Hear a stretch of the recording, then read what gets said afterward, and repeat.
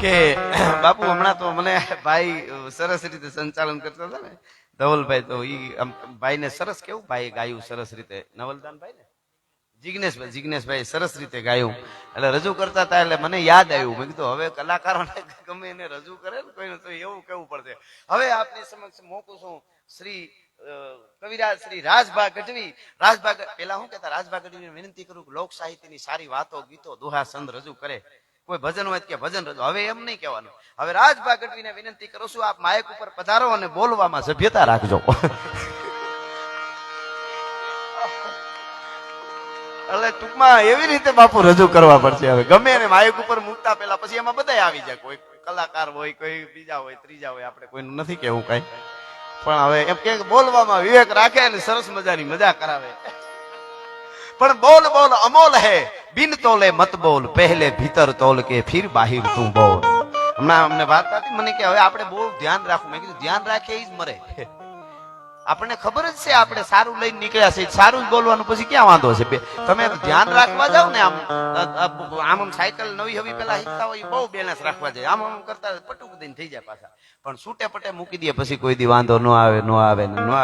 પણ એની પાછળ એક વાત પાકી, એકલા પડો ને ત્યારે હે મારા નાથ કરીને 5 મિનિટે તાર જોડવો પડે. આવા સાધુડાનું ચરણ લઈને, ગુરુ મહારાજને યાદ કરીને તાર તૂટ્યો એટલે કનેક્શન ગયું, એટલે ધબડક નમાહા થાય.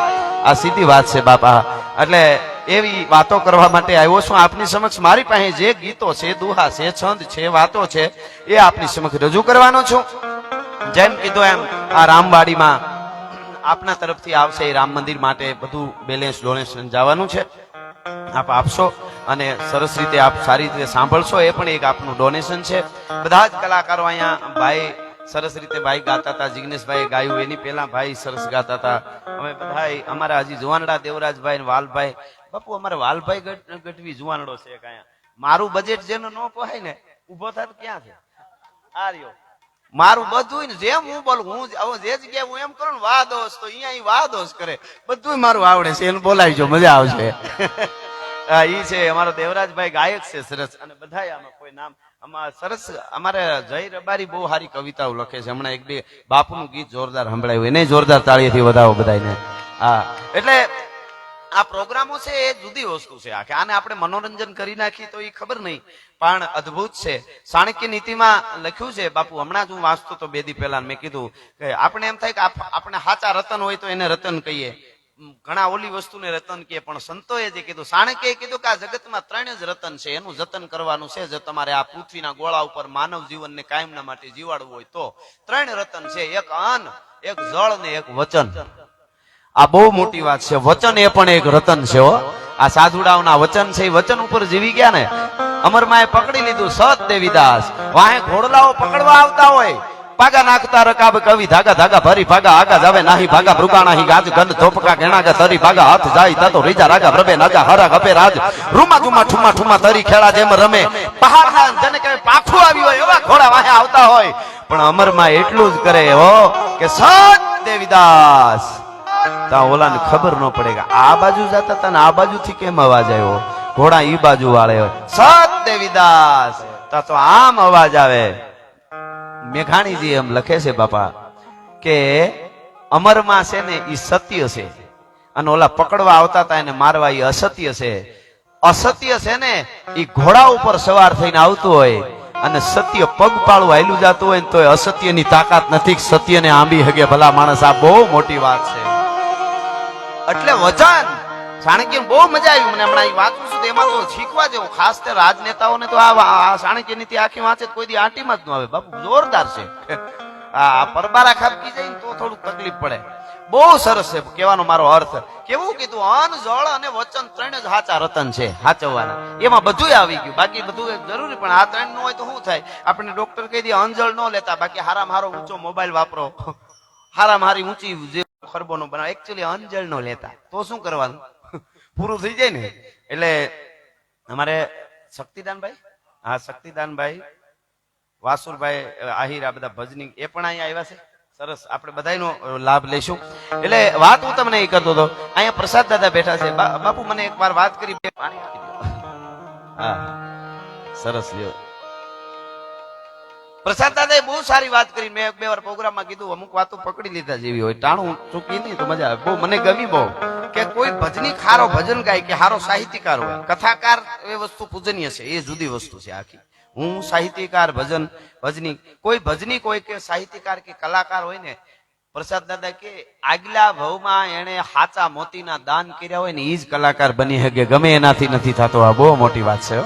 બહુ એક બીજી વાત દાદાની એક કહું, પ્રસાદ દાદાની બહુ અમુક વાતો આમ મજા આવે. એક બીજી વાત એને કરેલી કે આજથી 100 વર્ષ પહેલા ચટણી જેટલી તીખી હતી એટલી જ આજ તીખી છે મરચું. આજથી 100 વર્ષ પહેલા કેળા જેટલા મીઠા હતા એટલા જ મીઠા છે. આજથી 100 વર્ષ પહેલા ગોળ જેટલો ગળ્યો એટલો જ આજ ગળ્યો છે. આજથી 100 વર્ષ પહેલા લીમડો જેટલો કડવો હતો એટલો જ આજ કડવો છે. પ્રસાદ દાદાની આ વાત મેં સાંભળેલી એના મુખેથી. 100 વર્ષ પછી કેળાએ મીઠાશ નથી મૂકી, ગોળે ગળપણ નથી મૂક્યું, મરચાએ તીખાશ નથી મૂકી, લીમડાએ કડવાશ નથી મૂકી, માણસે મૂકી દીધી ને એટલે હેરાન થાય છે, જ્યાં ભટકાય છે. આ મોટી વાત છે સાહેબ, બહુ સારી વાત છે. આ જે વચનની વાત આવી ને, રતન, આ બધા રતન છે. અને એવી વાતો આપના સમક્ષ જયારે કરવા માટે આવ્યા છે, સાહિત્યમાં શબ્દો ભર્યા ત્યાં સાંભળાની સહી નથી, તો કારણ બતાવે કાગળો કે એના કાળજામાં કઈ નથી. રાઘવેન્દ્ર સરકાર હમણાં આ તો 21મી સદીનો યુગ છે. ઘણા પ્રશ્ન કરે સનાતન માટે, ઘણા એવું કે તમે આ કથાઓના મંદિરોના બધા પાણા ખડકે સનાતન, એવું બોલવા વાળા બોલે એ તો છે. તમે બળદ વેચાતા લ્યો તો બળદના જ રૂપિયા દેવા પડે, બગાઉ મફત આવે ભેળી, એમાં કઈ ચિંતા બહુ કરવી નહીં. હા, એ તો થવા સારું કરો તો જ બધું ઉભું થવાનું છે. તમે આખા ગામને નડવાનું ચાલુ કરો, બધાય વખાણ કરશે, ટેટસે મૂકશે. હાવજના જડબા ચીરી નાખે એવા અમારા ભાઈઓ. તમે નડવાનું ચાલુ કરો, કોઈ ટીકા જ નહીં કરે. પણ તમે સારું કરવા નીકળશો એટલે તરત ચારે બાજુથી વળગી પડે. એટલે એવું તો હોય. એમાં કઈ વરસાદ પહેલો વેલો પડે ને બાપા, તો 8-10 દી થાય તો ઝીણી ઝીણી કૂપલું ફૂટે, ધ્રોકડીની કૂપલું ફૂટી જાય. ધ્રોકડ થી લઈને વડલા સુધી કોઈ એવું ઝાડ ન હોય જેમાં કૂપળા ન ફૂટે. એકને ન ફૂટે. કોને? કેરડાને. ગમે એવો રહે તો કેરડાને 2 પાન ન આવે કોઈ દી.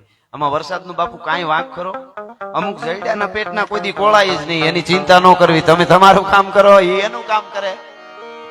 હા, એ તો છે જ, એ તો રહેવાનું જ છે. અમુક ને જન્મ જ એટલે થયો હોય. અહીંયા તો માલધારી સમાજ, અમારે ભરવાડ ભાઈઓ છે, રબારી ભાઈઓ છે, ઇતર સમાજ છે. સનાતન ધર્મ એટલે એમાં બધાય આવી ગયા. અરે હિન્દુ, મુસ્લિમ, શીખ, ઈસાઈ રામના નામે આવે, અને હતાદાર હોય કે પરબ હોય કે તોરણિયા હોય કે અહીંયા બાપુ કે વડવાળા દૂધરેજ હોય, એને રોટલો ન મળે તો અમારી દેહાણી જગ્યાઓ ન કહેવાય. પછી કોઈ ધર્મનો ભલેની હોય, હિન્દુ હોય કે મુસ્લિમ હોય, શીખ હોય કે ઈસાઈ હોય, કોઈ હોય, આપણે એ રાખ્યું જ નથી બાપા. એટલે ભારતને માં કહેવાય. ભરત એટલે પુરલિંગ છે. ભરત ઉપરથી શકુંતલાના દીકરાઓ ભરત ઉપરથી નામ પડ્યું છે ભારત. તો ભારત તો ઈ તો પુરુષવાચક શબ્દ છે, છતાંય માં શું કામે કહેવાય છે? બસ આપી દેવું, ખવડાવું.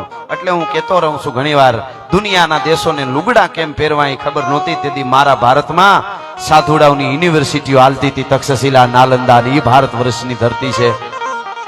એટલે હું કેતો તો કઈ માલધારી વર્ગ ઘણો છે, તો ગાય દોવા બેહે માલધારી, અને ઈતળી નામનું જંતુ થાય. અહીંયા કોઈ ચોખવટ કરવાની જરૂર નહીં ઈતળીની, નકર બીજે ક્યાંક બહાર હોય તો વોટ ઇઝ મિનિંગ ઓફ ઈતળી કે બાપુ એના ઉપર બોલવું પડે કે આવા ઝીણા પગ હોય ને લોહી પીવાનું કામ કરે.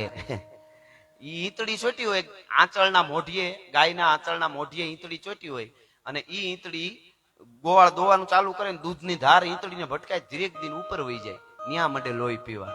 નકર 2 ઘૂંટડા દૂધ ના લીએ તો ગોવાળ ના ન પાડે, પણ અમુક જન્મમાં જ લોહી પીવો હોય એને તમે દૂધ પીવરાવો, અમૃત પીવરાવો, એને લોહી જ પીવું છે, પછી ક્યાં વાત છે? એટલે કહેવાનો અર્થ આ વાતો બધી એના માટે છે કે જેને ભજન કરવું છે, જેને સારું કરવું છે, એના માટે આ બધી લાગુ પડે છે કે એને તૈયારી રાખી જ દેવી. એમાં કઈ અમુક આ જેટલા મહાપુરુષો સંતો એના ઉપર દુઃખ આવ્યા, આપણે એમ થાય કે ઓહો બહુ કરી. મેં તો ક્યાંક વડીલો પાસે સાંભળ્યું છે કે ભગત હોય ને એના ઉપર ભગવાન દુઃખ બહુ નાખે, પણ એ ખરેખર ઉલટું છે. દુઃખ ભોગવી હકે એને ભગત કહેવાય, એમ એને સંત કહેવાય. ગમે એવું આવે તો હલે નહીં. હા, હરખ શોક ની હેડકી આવે નહીં, મેરુ ડગે જેના મનડા નો ડગે, એ બધી વાતો કરી નાખવી બહુ હેલી છે. પણ જે સ્થિર થઈને બેહી ગયા છે ને, પછી આર પાર એ પછી એના વિમાન આબમાં ઉડતા હોય, એને ભૂકંપ નો નડે, એવી વાત છે. એટલે ભગવાન રાઘવેન્દ્ર સરકાર, હું વાત તમને કરતો હતો મંદિરો બને આપણે ત્યાં, તો ઘણાને એમ લાગે કે આ મંદિરની શું જરૂર છે. એટલે હું ઘણી વાર કહેતો રહું છું, આજે દુનિયા પ્રાણ વગરની થતી જાય છે. પ્રાણ નથી રહ્યા, દીકરો માનો નથી રહ્યો, વહુ સાસુની નથી રહી, ભાઈ ભાઈનો નથી રહ્યો, કુટુંબના કોઈ નથી રહ્યા, એકાબીજાને કોઈને હેંજા જે પેલા હતી એવી નથી રહી. એ જાહેર છે, આપ જાણો છો. એનો એટલે કે કવિ કહે છે કે પ્રાણ નથી રહ્યા, પ્રાણ વગરના મોરા ફરે છે. તો હું એમ કહું છું કે દુનિયા જ્યારે પ્રાણ વગરની થતી જાય છે ને, ત્યારે સનાતન ધર્મ પથ્થરમાં પ્રાણ પૂરવાનું કામ કરે છે. એટલા માટે અમારે ત્યાં મંદિરો બનાવવામાં આવે છે. આ પથ્થરમાં પ્રાણ પૂરવાનું. બીજી વાત, દુનિયા ઘણા વાતો કરે કે મંગળમાં જીવન ગોતે છે, ને તમે અત્યારે મંદિરો બનાવો છો રામના. તો મંગળમાં દુનિયા જીવન ગોતે છે, ત્યારે અમે રામના મંદિરે એટલે કરીએ છીએ કે દુનિયા આજે વિજ્ઞાન મંગળમાં જીવન ગોતે છે. અમારા ભગવાન રામે ત્રેતા યુગમાં જીવનમાં મંગળ કર્યું હતું, એટલા માટે એના મંદિરો બનાવવામાં આવે છે. જીવનમાં મંગળ કરી દીધું હતું. તહા હે અવધ જહા રામ નિવાસુ, અને તહા હે દિવસ જહા ભાનુ પ્રકાશુ. એટલે હું તમે આજે અયોધ્યામાં જ બેઠા કહેવાય. રામના નામનું તકતી લાગી જાય જ્યાં, ત્યાં અયોધ્યા હોય છે. રામનું નામનું જ્યાં લખાણ, રામ હોય કૃષ્ણ હોય, પીઠ ધરણી ધર પાટલી હરસુત લેખણ હાર તૌ તોરા ચરિતા તણો પરમ નલભે પાર. મહાત્મા ઈશ્વરદાસજી તો એમ કે છે, એને સદગુરુને પણ તમે એ ઉપમા આપી શકો.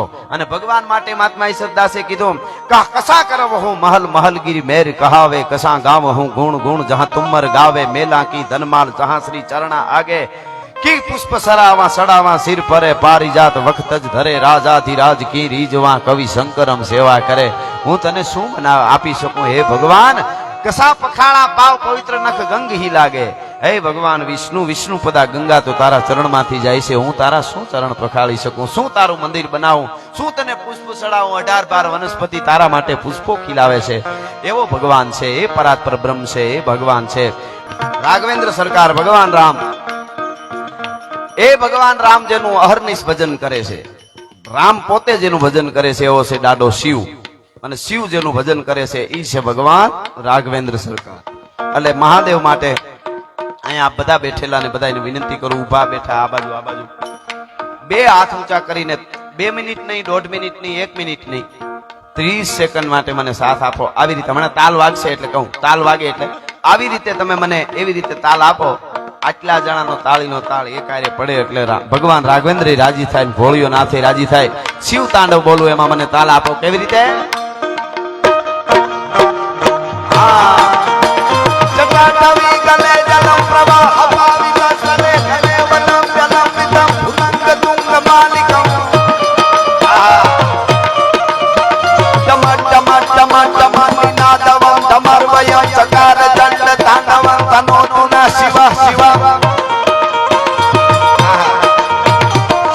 જટા હસમ રમમ રમમ મનિન પનિર જરી રવિ જીવલરી વિરાજમાન મૂર્ધને શોધ ચંદ્ર જય કરે રતિ પ્રદીક્ષણા મમા ધરા ધરેન્દ્ર નંદિની વિલાસ બંધુ બંધુર સુરતિ ગંત સંતતિ પ્રમોદ માન માત સેન્દ્ર પાક ટાક્ષ ધોરણી નિરુદ્ધ દુર્ધરાપદી પ્રતિ દિગંબરે મનો વિનોદ વસ્તુની વિનોદ વસ્તુની વિનોદ વસ્તુની. ધન્યવાદ, આભાર.